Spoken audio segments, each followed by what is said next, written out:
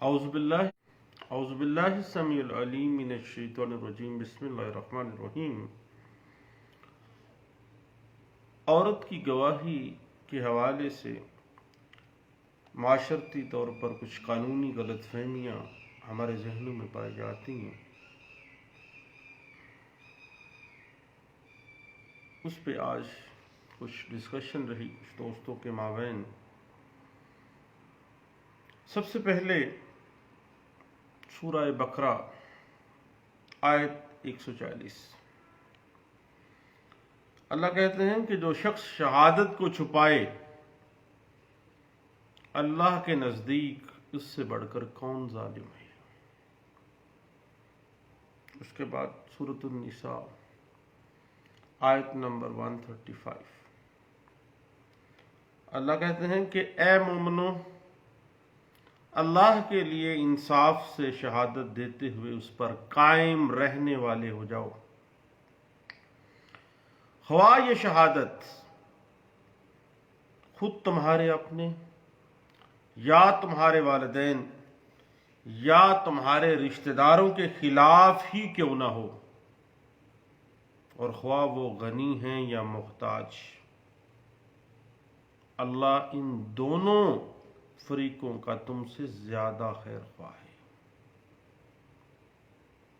پھر اللہ کہتے ہیں کہ پس خواہشات کی پیروی میں عدل سے نہ ہٹنا، اگر تم شہادتوں کو چھپاؤ گے یا شہادت سے آراز برتو گے تو جان لو کہ اللہ تمہارے اعمال سے باخبر ہے۔ ہمارے ہاں عام طور پر خواتین کی حقوق کی علمبردار جو NGOs ہیں، انہوں نے لوگوں کے ذہنوں میں عورت کی گواہی سے متعلق کچھ غلط قسم کے تصورات جو ہیں وہ قائم کر دیے ہیں۔ عام طور پر جو تصور پایا جاتا ہے کہ عورت کی گواہی کا کوئی تصور نہیں ہے، وہ اس طرح سے کہ لوگ کہتے ہیں کہ حدود کے مقدمات میں چونکہ عورتوں کی گواہی کو قبول نہیں کیا جاتا، اس وجہ سے اب یہ سارے پراپوگنڈے سراسر غلط ہیں۔ ہم آئے روز دیکھتے ہیں کہ خواتین کو بطور گواہ عدالتوں میں پیش ہونے کا پورا حق ہے، اور خواتین کی گواہیوں کے اوپر سزائیں بھی دی جا رہی ہیں۔ حدود زنا کے جو کیسز ہیں، ایک لیڈی ڈاکٹر بطور گواہ عدالت میں پیش ہوتی ہے، اور اس لیڈی ڈاکٹر کی گواہی کو بنیاد بنا کے سزا نہیں ہوتی کیا؟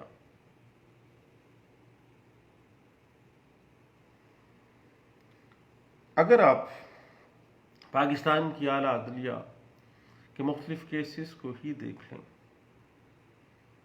تو یہ بات سامنے آتی ہے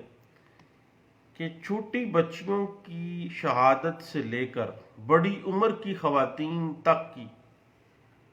جو شہادتیں ہیں، ان کی بنا پر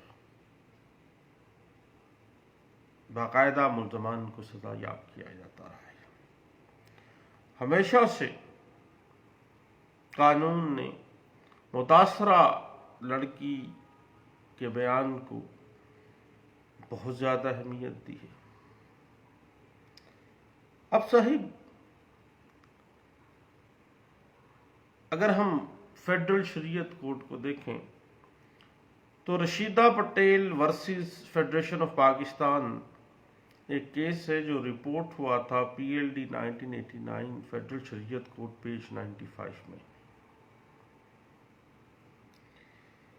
اب اس کیس میں فیڈرل شریعت کورٹ نے بھی یہ واضح کیا کہ چونکہ عورتوں کے اوپر کچھ گھریلو ذمہ داریاں ہوتی ہیں اور بھول پن جو ہے، بلکھڑ پن جو ہے، نسیان جو ہے کچھ عورتوں میں زیادہ ہوتا ہے، اس وجہ سے عورتوں کا بار بار عدالتوں میں آنا خاصا مشکل ہو جاتا ہے، اور اگر کوئی ایسا واقعہ پیش آتا ہے جہاں پر صرف ان کی موجودگی ہے، کوئی مرد موجود نہیں ہے، تو ایسی صورت میں ان کی گواہی کو قطعی صورت روکا نہیں جا سکتا، بلکہ صرف اور صرف عورت کی گواہی کے اوپر ہی فیصلہ دیا جا سکتا ہے۔ اسی طرح مخصوص حالات کے اندر صرف اور صرف عورتوں کی گواہی، حدود اور قصاص کے معاملات میں بھی عورتوں کی گواہی لی جا سکتی ہے، البتہ حد کے اندر سزا عورت کی گواہی کے اوپر نہیں دی جا سکتی۔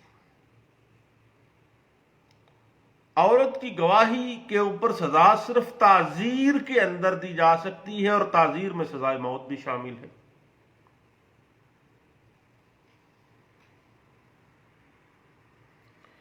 اب یہاں پر صاحب ایک سوال کریٹ ہو جاتا ہے کہ حد کی سزا یعنی سنساری یا کوڑوں کی سزا عورت کی گواہی پر کیوں نہیں دی جا سکتی؟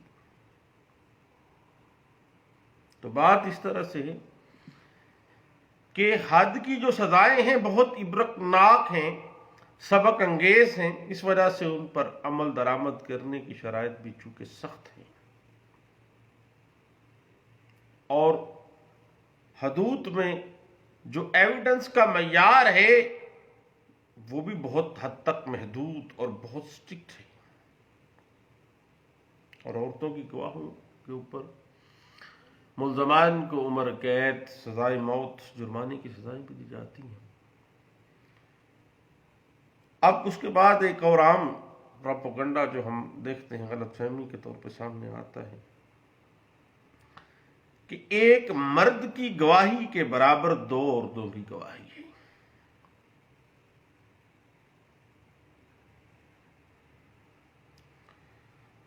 جبکہ اصل صورتحال کچھ اور ہے۔ اسلام نے عورت کو یہ اعزاز دیا ہے کہ گواہی دیتے وقت وہ اپنے ساتھ اپنی ہیلپ کے لیے، اپنی اسسٹنس کے لیے ایک عورت لا سکتی ہے، تاکہ اگر وہ کوئی بات بھول جائے تو دوسری عورت اس کو یاد دلا دے۔ اور گواہی جو ہے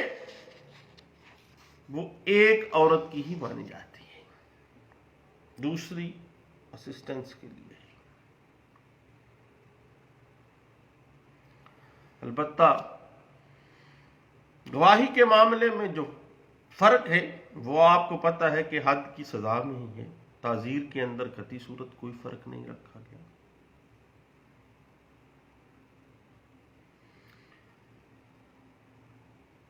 یاد رکھیے گا کہ تعزیر کے مقدمات میں عورتوں کی گواہی ہر اعتبار سے قابل قبول ہے، اور حد کی سزا میں جو استثناء رکھا گیا ہے عورت کی گواہی کا، اس کی وجہ یہی سامنے آتی ہے کہ صرف اسلامی معاشرے کی پردہ عورت ہی نہیں بلکہ دنیا کی کوئی بھی عورت جنسی جرائم کو دیکھتے ہی حیا کے مارے اپنے آپ میں ہی فرسٹریٹڈ ہو جاتی ہے، تو پھر وہ کمرہ عدالت میں گواہی کس نہج پہ دے گی؟ جبکہ حدود کی سزائیں آپ کو پتہ ہے کہ سبق آمیز ہوتی ہیں، بہت زیادہ سخت ہیں۔ اس کے بعد مختلف کیسز میں ہلاک سے عاری قسم کی کراس ایگزامینیشن ہے۔ ان تمام چیزوں سے ایک عورتوں کو شہادت کے معاملے میں پریویلیج بھی دی گئی ہے، چونکہ عورت کے اوپر خاندانی دباؤ زیادہ ہے، جذباتی طور پر اپنے حق میں اس کو مائل کرنا بہت آسان ہوتا ہے۔ اب یہاں پہ ہمارے استاد کہا کرتے تھے کہ اسلامی نظام شہادت کا ایک سیٹلڈ پرنسپل ہے کہ جن امور پر مرد مطلوب نہیں ہوتے ان میں صرف عورت کی شہادت قابل قبول ہوتی ہے۔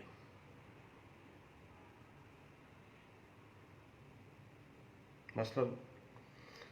ولادت کے کسی میٹر کے اوپر گواہی ہے تو مرد کی نسبت عورت کی گواہی کمپیٹنٹ ہے، زیادہ بہتر ہے۔ رضایت کا کوئی مسئلہ ہے، بقارت کا کوئی مسئلہ ہے تو عورت کی گواہی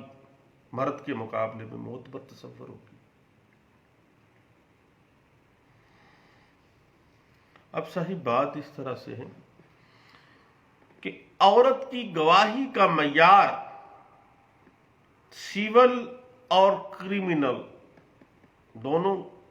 مقدمات میں مختلف ہے۔ اب ان ساری باتوں کو مد نظر رکھتے ہوئے بھی اگر کوئی کہے کہ عورت کو مرد سے کمتر سمجھا جاتا ہے تو اس میں حضور قصور سمجھنے والے کا ہے۔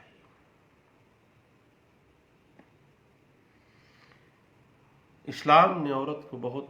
اعلیٰ مقام دیا ہے، اور پاکستان میں جو مروجہ دیوانی یا فوجداری قوانین ہیں ان میں عورت کی گواہی جو ہے وہ کافی حد تک جو ہے وہ معتبر ہے، اور ہمارے کرمنل لا کے اندر ہی عورت کی گواہی پر پھانسی تک کی تعزیر کے اندر سزائیں دی جاتی ہیں۔ اس حوالے سے میں آپ دوستوں کو ریفر کروں گا PLD 1983 supreme court Azad Jammu and Kashmir page 1 ہے۔ اس میں واضح کیا گیا تھا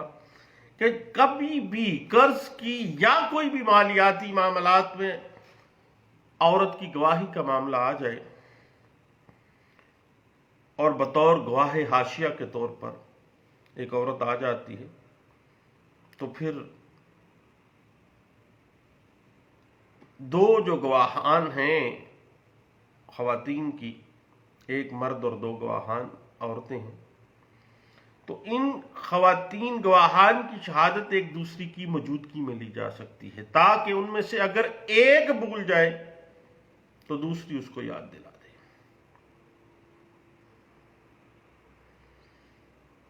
اور اس بات کو PLD 1983 سپریم کورٹ فضا جموں اینڈ کشمیر پیج 1 میں واضح کیا گیا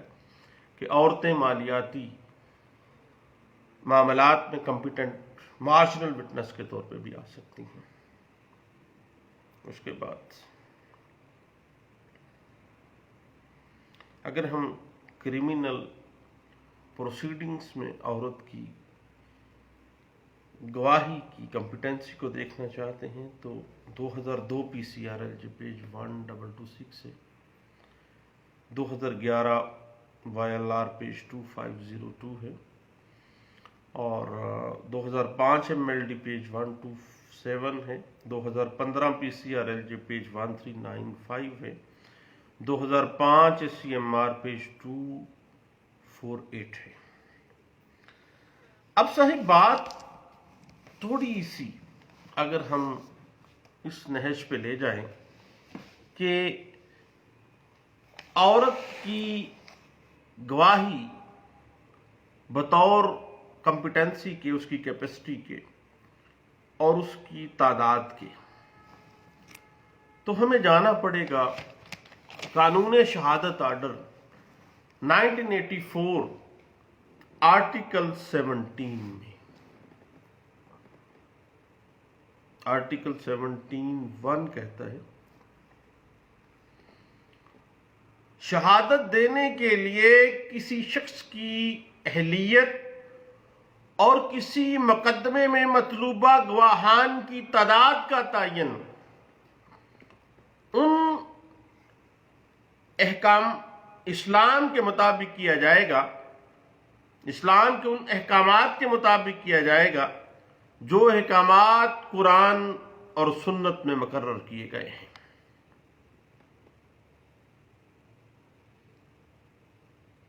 سیکنڈلی، سوائے جب کہ نفاذ حدود سے متعلق کسی قانون یا کسی دیگر قانون اسپیشل لا کوئی بھی کسی قسم کا کوئی حکم وضع کیا گیا ہو، اسپیشل پروویژن دے دی گئی ہو کسی لا کے اندر، کے بعد مالیاتی معاملات یا لائبلٹی سے متعلق معاملات، فیوچر لائبلٹیز بھی آ سکتی ہیں، ان سے متعلق معاملات میں اگر ان کو دستاویزات کی صورت میں ضبط تحریر میں لایا جائے گا تو 2 مردوں کی یا 1 مرد اور 2 عورتوں کی گواہی ہوگی۔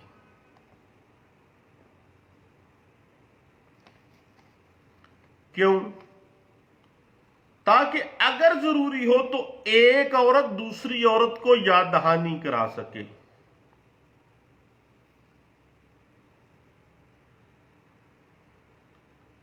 اس کے بعد دیگر تمام معاملات میں عدالت ایک مرد یا 1 عورت یا ایک ایسی دیگر شہادت قبول کر سکتی ہے جس طرح کے حالات مقدمہ تقاضا کر رہے ہوں گے۔ اب صحیح سب سے پہلی بات جو ہے وہ ہے مالیاتی امور یا لائبلٹیز کے حوالے سے تعداد گواہان کیا ہے۔ اس حوالے سے سورۃ البقرہ آیت ہے 283، سورۃ المائدہ آیت ہے نمبر ہے آیت کا 106۔ اور اگر ہم فقہ میں دیکھنا چاہیں تو اسلامک فقہ کی ایک معتبر کتاب الہدایہ ہے، جس کے والیوم 3 اور پیج 154 میں واضح کر دیا گیا ہے حقوق سے مراد کسی قسم کے معاشرتی لائبلٹیز ہیں، لین دین ہیں، اس میں 2 مردوں یا 1 مرد اور 2 عورتوں کی گواہی ہوگی۔ اس کے بعد تعزیر کے معاملے میں گواہان کی جو تعداد ہے، تعزیر کے معاملے میں 2 مردوں یا 1 عورت اور 2 عورتوں کی شہادت درکار ہوگی۔ اب تعزیر ہر وہ جرم جو حدود میں یا قصاص کی تعریف میں نہیں آتا ہے، 2 مرد یا 1 مرد اور 2 عورتیں۔ دیکھ لیجئے سورۃ البقرہ آیت نمبر 282 ہے، سورۃ المائدہ کی آیت نمبر 106 ہے۔ اب معاملہ یہ ہے، اسلام ہمیشہ سے کاروباری زندگی کے آسان اور ہموار بہاؤ کا قائل ہے۔ کبھی بھی کاروباری زندگی میں تنازعات آ جائیں تو اس کے تصفیہ اور تزکیہ کے لیے آسان طریقہ کار جو ہے وہ اختیار کرنے کا اسلام ہمیشہ سے داعی رہا ہے۔ اور معاملات کے اندر 2 مردوں کی شہادت، اگر 2 مرد نہیں مل رہے تو 1 مرد 2 عورتیں، حتیٰ کہ تعزیر کے اندر غیر مسلم کی شہادت بھی قبول کی جا سکتی ہے۔ سورۃ المائدہ آیت نمبر 106 کو دیکھ لیجئے۔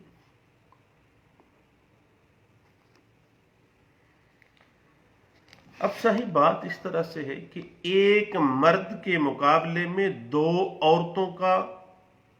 شرعی اور عقلی جواز کیا ہے۔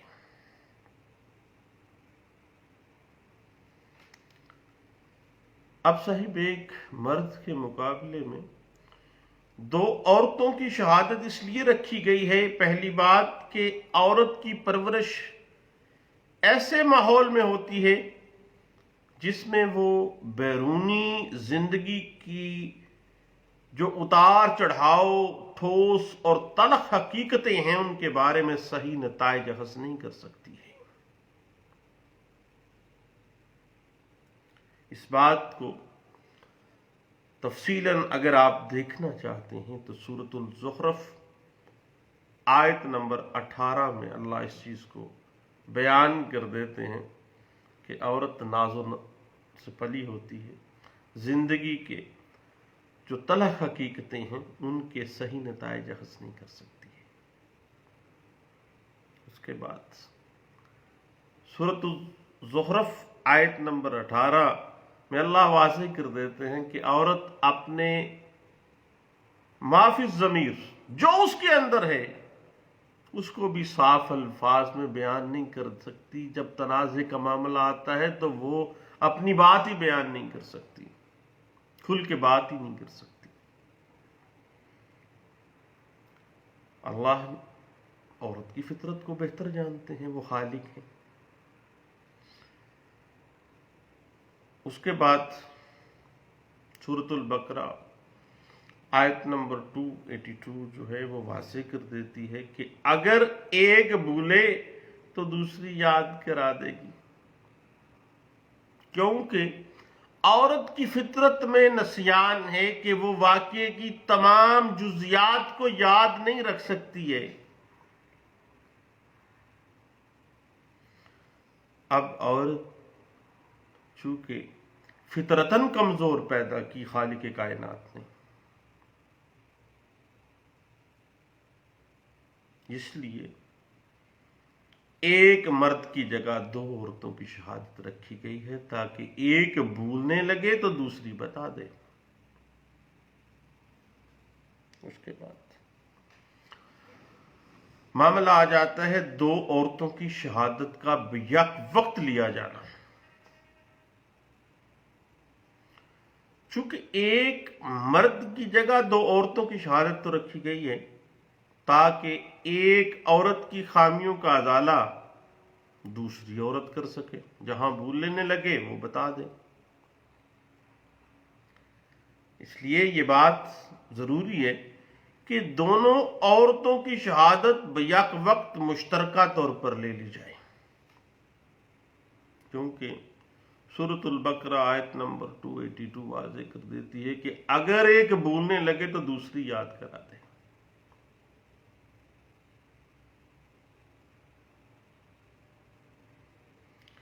یعنی دونوں عورتوں کی شہادت کو ایک دوسرے کا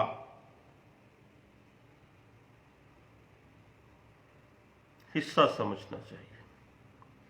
اور دونوں عورتوں کی علیحدہ علیحدہ اگر شہادت ہے تو ملا کر اس کو پڑھ لیا جائے، اور ایک کی شہادت میں کمی کو نقص نہ سمجھا جائے، بلکہ دوسری عورت کی شہادت سے اس نقص کو دور کرنے کی کوشش کی جائے اور دونوں کی شہادت بیک وقت لی جائے۔ اس کے بعد بعض صورتحال ایسی آ جاتی ہے جس میں صرف عورتوں کی ہی شہادت پریفرنس رکھتی ہے، یعنی ایسے تمام امور جن میں مردوں کو واقفیت نہیں ہوتی ہے۔ عام طور پر عورتیں جو ہیں وہ زیادہ انفارمڈ ہوتی ہیں، رشتہ داری کے معاملات ہیں، رضاعیت کے معاملات ہیں، بکارت کے معاملات ہیں۔ ایسی صورتحال میں اسلامک فقہ کی مشہور کتاب الہدایہ والیوم 3 پیج 155 میں یہ واضح بھی ہے کہ ایسے تمام معاملات جو اسپیسیفکلی عورتیں جن سے زیادہ انفارمڈ ہیں ان میں صرف ایک عورت کی شہادت ہی کافی ہوتی ہے۔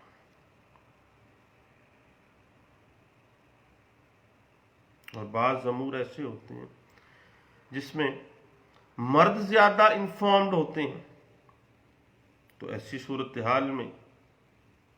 صرف اکیلی عورت کی شہادت جو ہے وہ ناقابل قبول ہونی چاہیے، کیونکہ مرد زیادہ انفارمڈ ہے۔ اس حوالے سے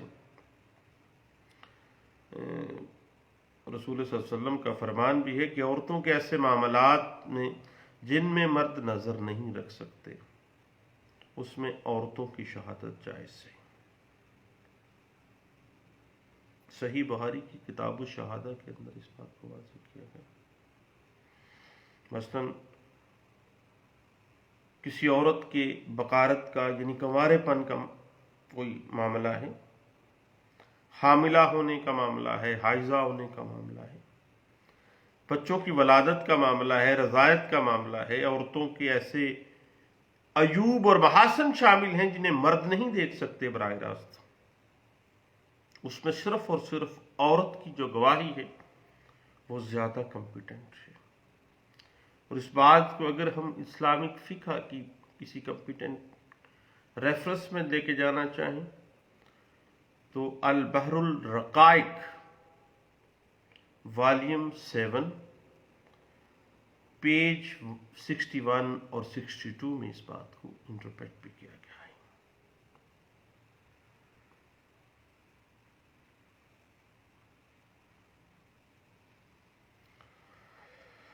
اب صاحب کوئی ایسا فعل جہاں صرف عورت ہی ہو، وہاں پر ضرورت کے تحت صرف اس عورت کی ہی گواہی قابل قبول ہوگی، خواہ وہ معاملہ لائبلٹیز کا ہو، حقوق کا ہو، یا تعزیر و قصاص کا ہو۔ اس حوالے سے اسلامک فقہ کی ایک مشہور کتاب ہے الدراء المختار، اس کا والیوم 3 ہے، صفحہ 292 ہے۔ اس میں ایک کیس باقاعدہ انٹرپریٹ کیا گیا جس میں عورتوں کا ایک مخصوص حمام ہے جس میں عورت کے سامنے عورت ہی قتل ہوتی ہے، تو ایسی صورت میں وہاں پہ مردوں کا تو معاملہ ہی نہیں ہے، ایک عورت کی گواہی قابل قبول ہے۔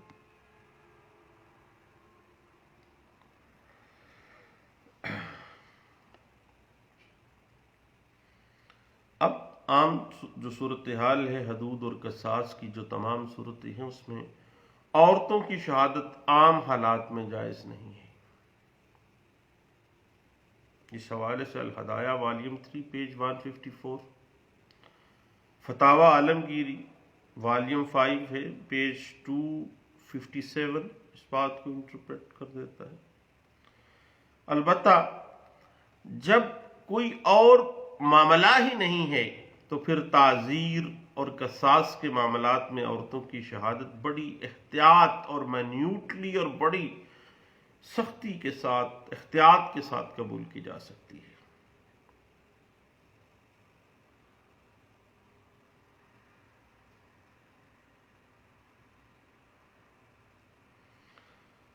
اب حدود اور قصاص کے معاملات میں اگر مقررہ تعداد میں مرد گواہان موجود نہیں ہیں فرض کریں، تو پھر ایک مرد کی کمی کو 2 عورتوں سے پورا کر لیا جاتا ہے، اور صرف یہ احتیاط اور اطمینان کر لیا جائے کہ شہادت کے تحمل کے وقت اگر موقع پر مرد بھی موجود ہوں تو پھر لازمی طور پر عورت کی گواہی کے ساتھ ساتھ ایک مرد کی شہادت لازمی دی جائے، اور اگر ایسا ممکن نہیں ہے، جب موقع کا صرف ایک گواہ ہونے کی وجہ سے کسی شخص کا حق زائل ہونے کا خدشہ ہو جائے،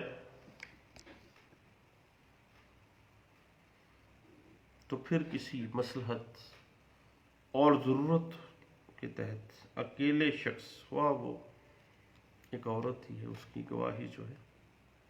قابل قبول ہے۔